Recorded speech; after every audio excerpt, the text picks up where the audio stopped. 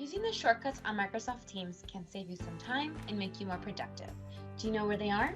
Let's take a look. Top right, there's 3 dots.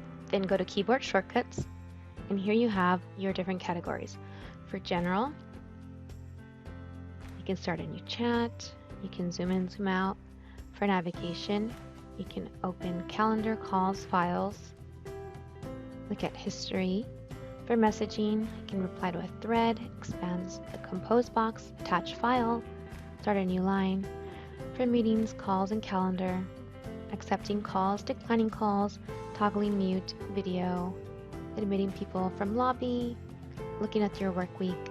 Also, depending if you have a PC or Mac, it can change, so make sure that you look at the correct one. We hope you learned something today.